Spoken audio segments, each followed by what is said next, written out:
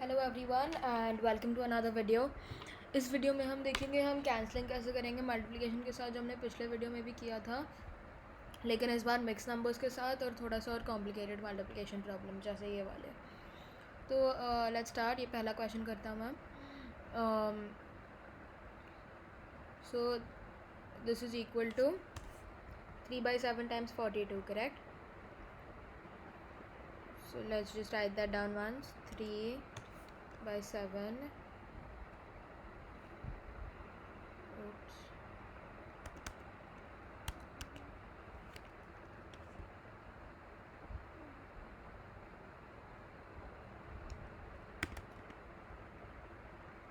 हाँ, तो ये हो गया। लाइन खींचता मैं थोड़ा सा स्क्रॉल करके।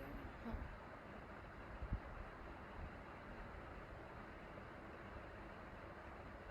ओके। सो 3/7 टाइम्स 42। अभी हम 7 को काटेंगे, 42 को काटेंगे, वी गेट 1/6, करेक्ट? सो 42 को काट के हमें मिला 6, 7 को काट के मिला 1, सो ये हुआ 6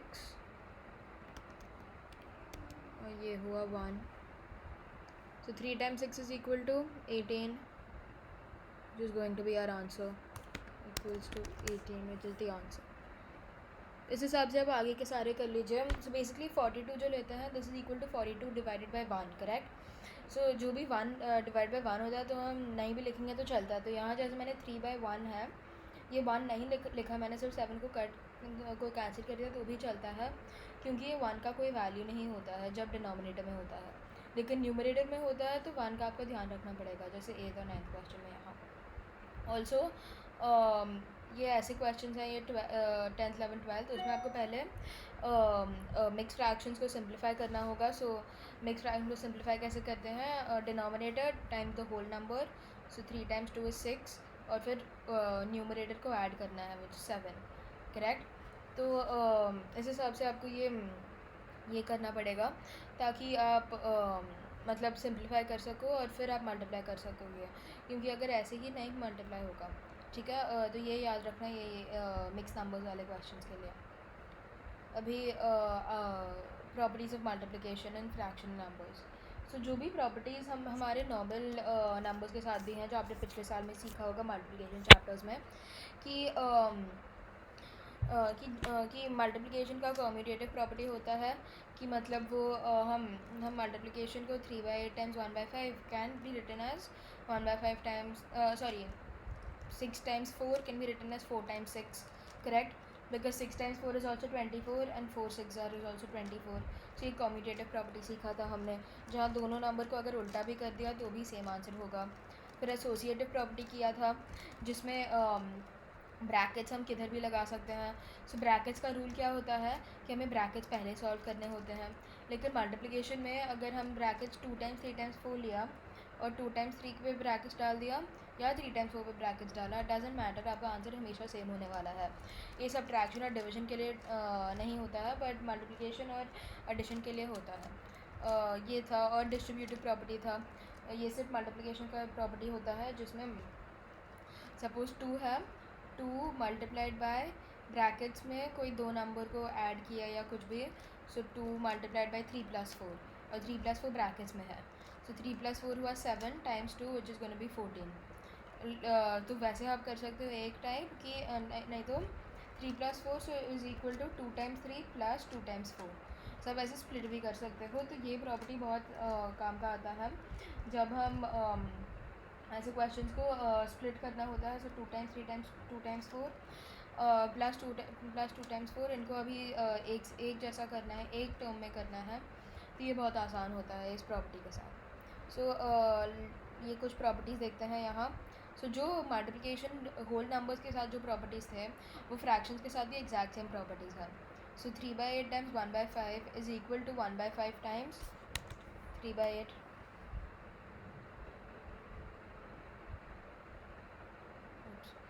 हाँ, सो मतलब बेसिकली ये ऐसा है कि 3/8 times 1/5 is equal to the same thing.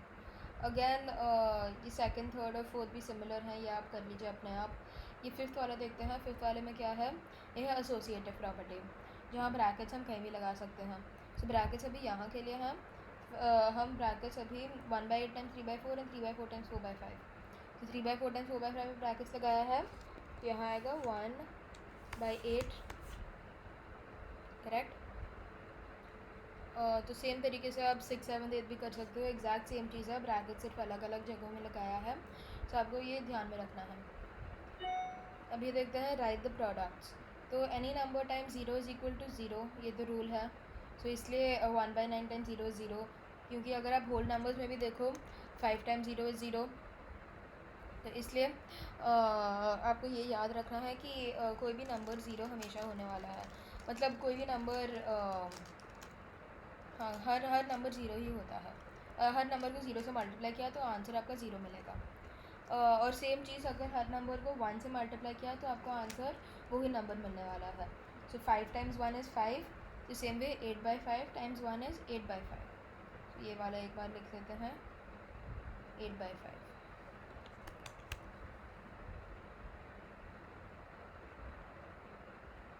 सो इस तरीके से आप 3rd 4th 5th 6th भी कर लीजिए। नाउ मल्टीप्लिकेटिव इन्वर्स, ये क्या होता है? तो मल्टीप्लिकेटिव इन्वर्स होता है यानी कि रेसिप्रोकल। सेम चीज़ होते हैं कि मतलब एक नंबर है, उसको मल्टीप्लाई करना है एक और नंबर से, तो आपका आंसर 1 मिलना चाहिए। तो ये हमेशा रेसिप्रोकल होता है। रेसिप्रोकल क्या होता है? तो 5/6 को उल्टा कर दिया 6/5। सो मल्टीप्लिकेटिव इन्वर्स या रेसिप्रोकल होता है कि एक नंबर को मतलब बस उल्टा कर दिया, तो 6/5। और सपोज़ नंबर ऐसा हो 16 हो, तो 16 का कैसे निकालोगे? 16 तो फ्रैक्शन नहीं है, लेकिन 16 को अगर आप 16 डिवाइडेड बाई 1 लिखोगे तो फ्रैक्शन बन गया, और फिर आपका मल्टीप्लिकेटिव इन्वर्स या रेसिप्रोकल बन गया 1/16। तो सेम वे आप ये ऐसे कर सकते हो कि ऐसे नंबर्स का भी मल्टीप्लिकेटिव इन्वर्स निकाल सकते हो। तो मल्टीप्लिकेटिव इन्वर्स लिखना है हमें। सो मैं बस एक और करने वाला हूँ। ये वाला दिया हुआ है आपको कि 6/7 का बस 7/6 कर दिया ना। सो 45 क्या हुआ? 45/1 होता है। सो हम ये 1/45 लिख सकते हैं, करेक्ट। ये बहुत आसान है, ये आप अपने आप कर सकते हो। इसमें तो आपको फुल मिलना चाहिए क्योंकि इसमें सिर्फ उल्टा ही तो करना है नंबर्स को। Now let's go to division of fractions. अभी फ्रैक्शंस को डिवाइड कैसे करेंगे? फ्रैक्शंस को डिवाइड करने के लिए हमें पहले तो दोनों फ्रैक्शन को लिखना है, और फिर डिवाइड करते हैं तो हमें रेसिप्रोकल निकालना है। सो 1/3 डिवाइडेड बाई 2, सो ये डिवीजन का मल्टीप्लिकेशन बना सकते हैं, और ये 2 को रेस्ट का मल्टीप्लिकेटिव इन्वर्स यानी कि 1/2। सो 1/3 टाइम्स 1/2, और फिर आपका आंसर मिल गया 1/6। तो ऐसे हम डिवीजन करते हैं। ये आपको याद रखना होगा कि ये आपने पिछले ग्रेड में भी किया होगा कि हम डिवीजन को मल्टीप्लिकेशन कर देते हैं, और जो सेकंड नंबर है मतलब जो नंबर जिससे मल्टीप्लाई कर रहे हैं, जो बोलते हैं मल्टीप्लिकेंड, वो जो सेकंड नंबर है उसको उल्टा कर दिया हमने, सो 1/2 कर दिया। So now let's divide these numbers. तो 3/7/15, सो 3/7, करेक्ट। और इसे क्या करना है? डिवाइड बाई 15 करना है। सो डिवीजन के बजाय हम लिखेंगे मल्टीप्लिकेशन का साइन, और फिर 15 को क्या करना है? रेसिप्रोकल निकालना है, मल्टीप्लिकेटिव इन्वर्स निकालना है, यानी कि 1/15 वापस उल्टा कर दिया।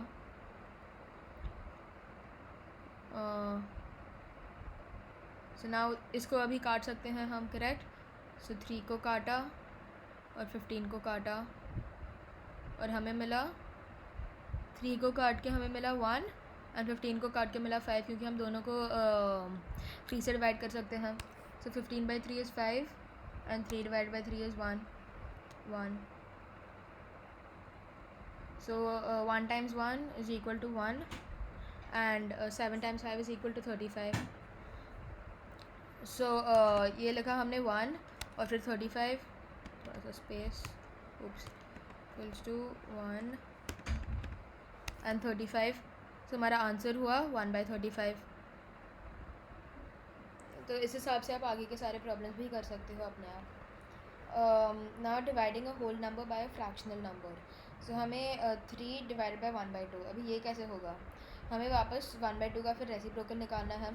सो यानी कि 1/2 का रेसिप्रोकल होगा 2, और ये डिवीजन का साइन हो गया मल्टीप्लिकेशन। सो ये हो गया 3 टाइम्स 2 विच इज़ 6। तो ये जब ऐसे होते हैं तो मतलब बहुत आसान हो जाता है। फिर मल्टीप्लिकेशन का नहीं होता है डिवीजन, फिर फ्रैक्शंस का डिवीजन नहीं होता है, फिर आपका होल नंबर्स का ही मल्टीप्लिकेशन बन जाता है। तो इसलिए वापस सेम रूल अप्लाई होता है।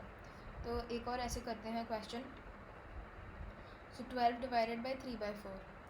सो 12 और फिर टाइम्स 4 एंड 3, इनकी मल्टीप्लिकेटिव इन्वर्स निकालना है हमें।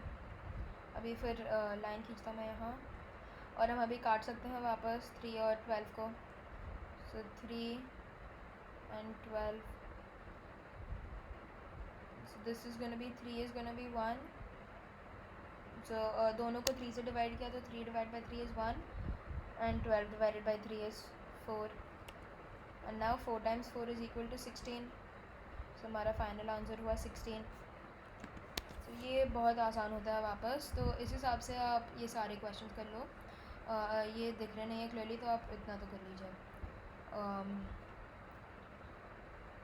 ठीक है, तो बस ये वीडियो अभी ख़त्म करते हैं। अगले वीडियो में हम देखेंगे dividing a fractional number by fractional number, तो फ्रैक्शन को फ्रैक्शन से कैसे डिवाइड करते हैं। ओके, आधा चैप्टर से ज़्यादा हो गया है ऑलरेडी, तो हमें जल्दी ख़त्म कर सकते हैं। Thank you for watching and see you in the next video. Bye bye.